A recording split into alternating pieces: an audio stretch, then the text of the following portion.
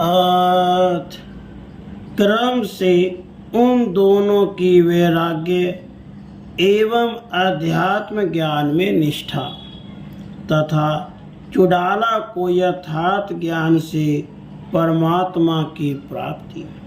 श्री वशिष्ठ जी कहते हैं, हे श्री राम, इसी प्रकार अनेक वर्षों तक दृढ़ प्रेम से संपन्न उस दंपति ने प्रतिदिन यौवन की अमन लीलाओं द्वारा रमन किया। यों एक के बाद एक करके अनेक वर्ष बीत गए और फूटे हुए घड़े से जल के क्षय होने की भांति धीरे धीरे तारुण्य का क्षय होते देख उन दोनों ने विचार किया। समुद्र की तरंगों के समान चंचल सनभंगुर शरीर से व्यवहार करने वाले जीव का पके हुए फल के पतन की तरह मरण अवश्यंभावी है। अब इस देह में वृद्धावस्था आने की तैयारी कर रही है, क्योंकि आयु निरंतर क्षीण होती जाती है। यह जीर्ण जीवन इंद्रजाल के समान असत्य ही है। यह शरीर वर्षा काल में जल के बुदबुद की भांति क्षण भर में ही विलीन हो जाने वाला है। विचार करने से जगत का ये व्यवहार कदली गर्भ के समान निसार ही सिद्ध होता है। इस संसार में ऐसी कौन सी वस्तु है जो शुभ सुशिखर एवं अत्यंत सुंदर हो, अर्थात कोई भी नहीं है। उस दंपति ने इस प्रकार निश्चय करके संसार रूपी व्याधि की असली औषध अध्यात्म शास्त्र का दीर्घ काल तक विवेक पूर्वक विचार किया। केवल आत्मज्ञान से ही संसार रूपी महामारी शांत हो जाती है। यह निर्णय कर वे दोनों आत्मा का ज्ञान संपादन करने में तत्पर हो गए। अध्यात्म ज्ञान में ही उनका चित्त लग गया था। प्राण भी उसी में लगे थे, उसी में उनकी निष्ठा थी। अध्यात्म ज्ञान का ही उन्होंने आश्रय लिया था। वे उसी की अर्चना में लगे रहते थे। उनकी इच्छा भी अध्यात्म ज्ञान की ही रहती थी और उस समय संसार से वे दोनों विरक्त हो गए थे। उन्होंने अध्यात्म ज्ञान में ही दृढ़ अभ्यास बढ़ा लिया था।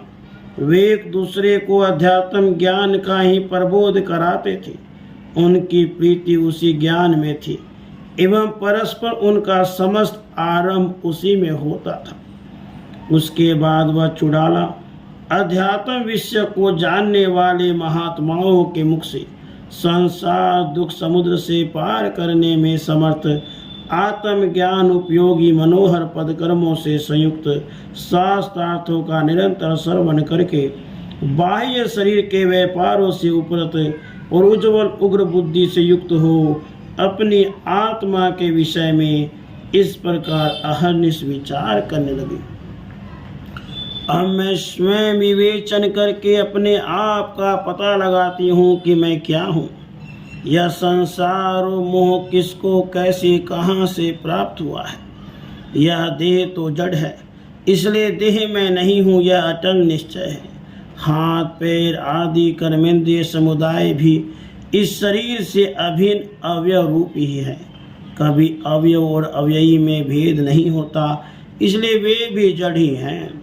ज्ञानेंद्रिय समुदाय भी शरीर अवयव रूपी हैं, इसलिए वह भी जड़ ही दिख पड़ता है।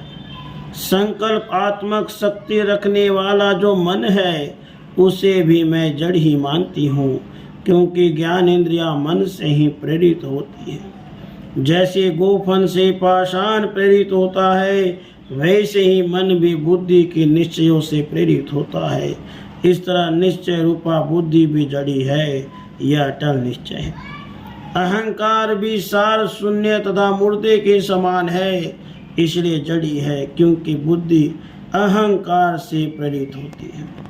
अहंकार भी जड़ है, क्योंकि वह जीवात्मा से अध्यस्त है। यह चेतन जीव प्राण वायु रूप उपाधि से उपहित हुआ हृदय में रहता है। वह परमात्मा का अंश होने के कारण परमात्मा की सत्ता से ही सत्तावान है। चेतन स्वरूप आत्मा मिथ्या जड़ विषयों के साथ तादात्म्य एवं संसर्ग का अध्यास करके ही जड़ जैसा बन जाता है और अपने असली शुद्ध चिन्मय स्वरूप को भूल जाता है। चेतन जीवात्मा के विषयों के साथ एकाग्रता होने पर वह एक क्षण में अपने स्वरूप को भूलकर तत्स्वरूप हो जाता है। इस प्रकार जब विषयों के सम्मुख होने से यह चेतन जीवात्मा जड़ शून्य मिथ्या के समान हो जाता है, तब चिन्मय परमात्मा के द्वारा प्रबोधित किया जाता है। इस प्रकार विचार कर फिर उस चुड़ाला ने सोचा कि किस उपाय से जीवात्मा प्रबुद्ध हो।